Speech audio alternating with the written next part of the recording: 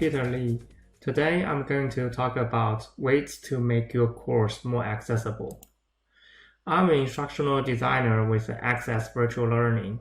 I used to work with the University of San Francisco as an accessibility programmer. I'm a certified QM course reviewer, and my contact information is jli176@ua.edu. My presentation is based on WCAG 2.0. It will cover audio-video accessibility, table accessibility, color contrast, and image accessibility. Now let's look at audio-video accessibility. And first we're going to look at 1.2.1 audio only and video only. This is a level 1. Let's first look at audio only. The audio only here is talk about when we have a pre-recorded audio such as MP3 or podcast. Alternative for time-based media such as a text transcript should be provided that present equivalent information for the audio. Some people with hearing problem, they cannot really identify the content of the audio, so we need to provide the text transcript for the audio. And now we look at a video only.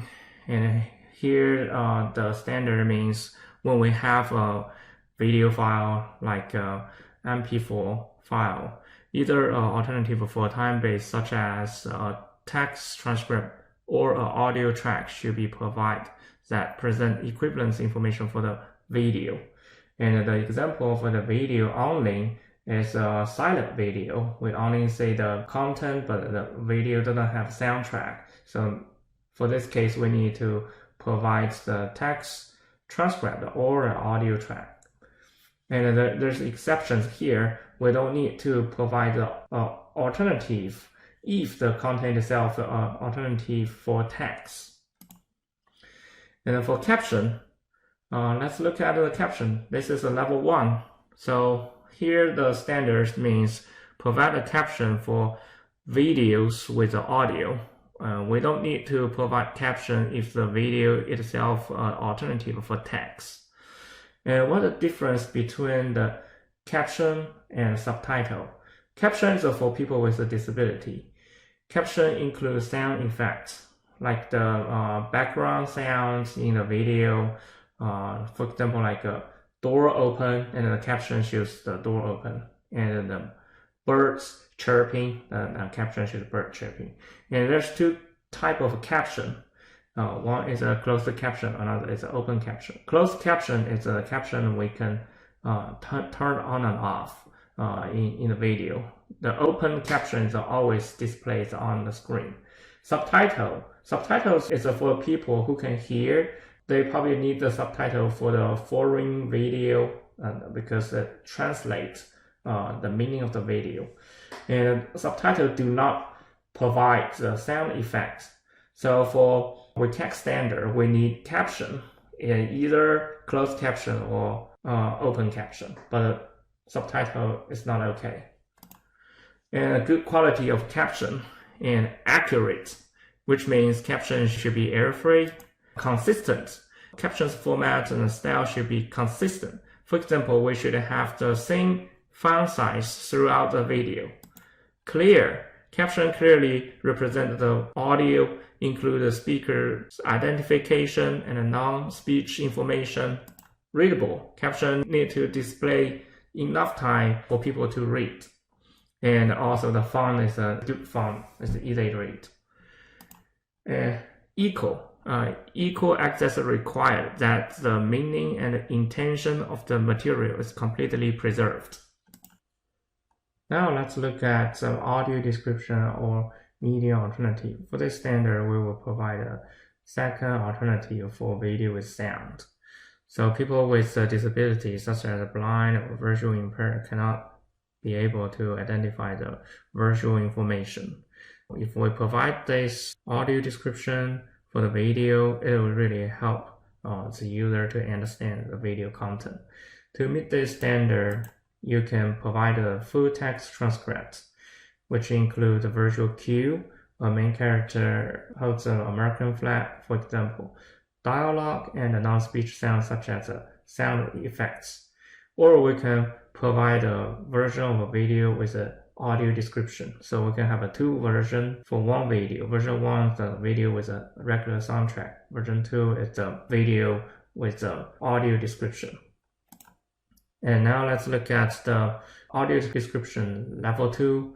The audio description is provided for all videos.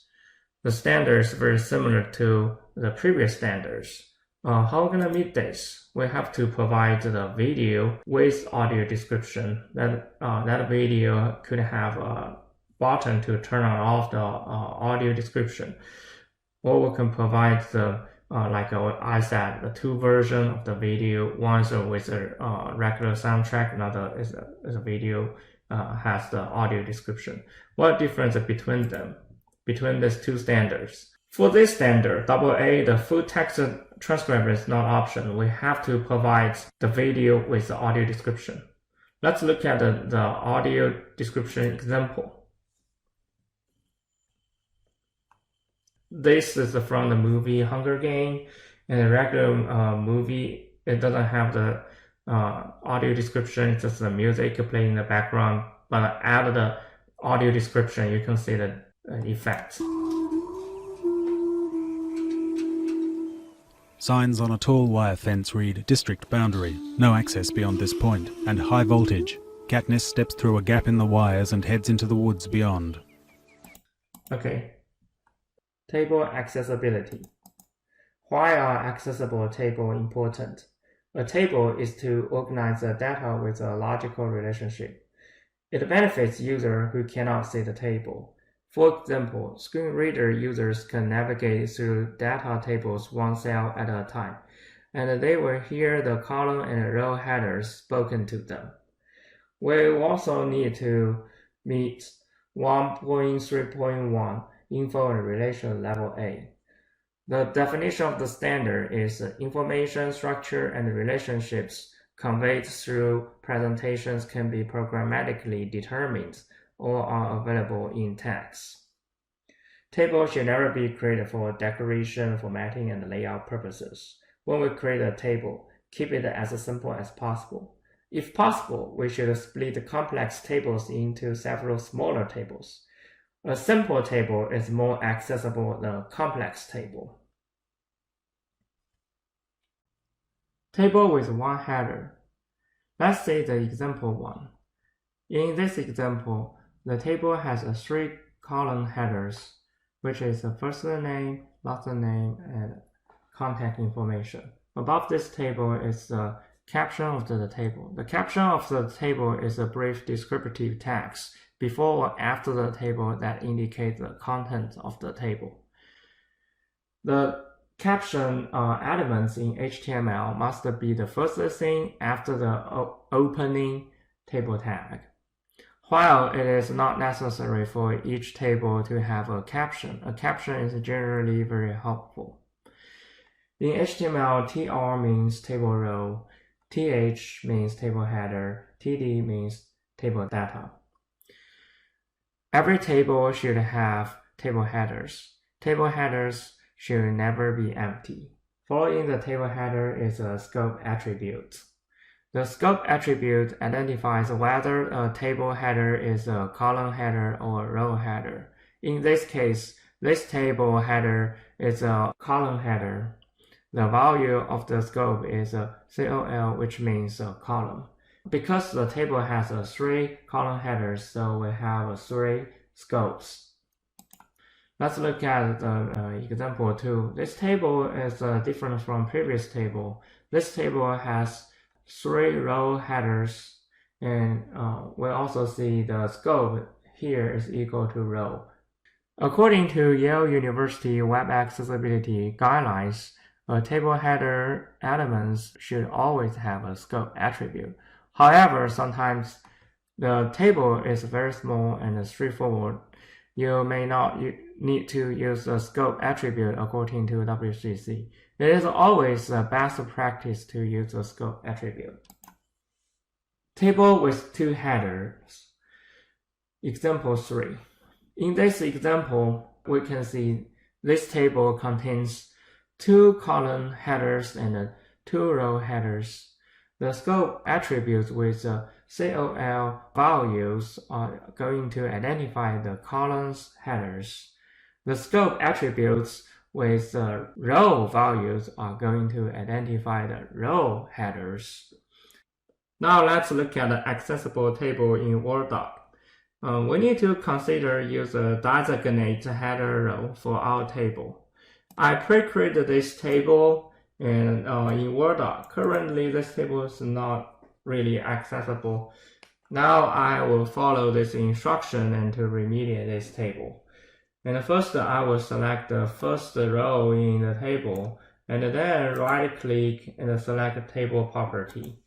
And under the Row tab, I will check Repeat as a header row at the top of each page, and uncheck Allow row to break across the page. And under Alternative Text tab, I need to make sure the table has a title and a description for this table. The description should be clear and concise, and I hit OK. And next, I need to check to see if the table is accessible or not. And also use this table, and I need to use the accessibility checker. And under Review tab, I will click the check accessibility, and in this box it shows fine. And if I have an accessibility issue, it will show in this box. And then I can tap through to say the tab order is correct or not. Now it looks good. And lastly, I would use Screen Reader to check the table. And things we should not do when we create a table, we should not use the Draw Table tool, and also we should not create a page layout using tables. Good resources, I like to use this website, Web Accessibility Tutorial, which provided by w3c.org. It introduces all kinds of tables, not only one header, two header tables, but also the complex tables and caption and summary. And also WebAIM, and it has really great resources for the table. And also Penn State accessibility. See, it talks about the simple table versus a complex table. Simple table is more accessible, complex table is less accessible. And I'll talk about the scope, header things, a lot of great information. This website I highly recommend. Color contrast. Color contrast is a level AA in WCAG 2.0. It is very important because all users benefit from a good contrast between the text and the background color. Some users with a disability like a visual impairments need a stronger contrast to see your contents on your site. So picking the right foreground and the background colors are very essential to online course development. In WCAG 2.0 level AA, it requires a contrast ratio of at least 4.5 to 1 for normal text and 3 to 1 for large text. Large text is defined as 14 points and bold or larger, or 18 points or larger. You may not need to meet this standard when the text is a pure declaration, or the text is part of a logo or brand name, or the text is an incidental part of an image. For example, a woman is checking her email. How to pass this standard? You need to make sure the color contrast ratio is at least 4.5 to 1. Also, you should make sure to use a light background and a dark foreground, or dark background and a light foreground. Lastly, you need to test your color contrast. Let's check the color contrast for the text below. We can use the contrast checker. This is a free and is provided by WebAIM. You can not only put your color code here, but also to show you the contrast ratio and normal text when it pass and large text when it pass, and also to provide a very good explanation for color contrast. And now let's check And I already provide the hex code. I just convert the RGB code to the hex. You can get an RGB code in Word document and the presentation. And for the background, I just paste a background color here. And then I copy paste the foreground colors here. I can see it's not pass. I can either adjust the foreground color or background color to make sure it pass. Now you can see I passed the color ratio and it generates the color code for me, and I can use this color code to make sure my color contrast is meet the standard. Now let's look at the image accessibility. And in this section, I'm not gonna focus on how to write alternative tags and regular alternative tags, because I believe once we mention accessibility, the first things we're thinking about, image need alternative tags. I believe a lot of you guys have already know how to write alternative tags and what alternative tags is. This is a very basic, but this time I'm gonna talk about long description for complex images. We know the alternative tags is used for a short, concise description. When we have a complex image like this pie chart, what should we do? Simply, we need to make a long description for the image. Let's look at the example one first. A long description link adjacent to the image. The idea is very simple and straightforward. And the description link is adjacent to the pie chart. User click the description link and they can see the long description for this pie chart. Now let's look at the HTML code. In HTML5, we can use figure elements and a fig caption to group the image and link semantically. And we can also use the row attribute, which is for the backward compatible with the web browser that do not support fig element. Example 2 talks about use all attribute to tell users where the long description is located. When a long description is provided on the same web page as an image, we can use the image's all attribute to describe where the corresponding long description is located. The location information needs to be clear and accurate to help user to locate the content.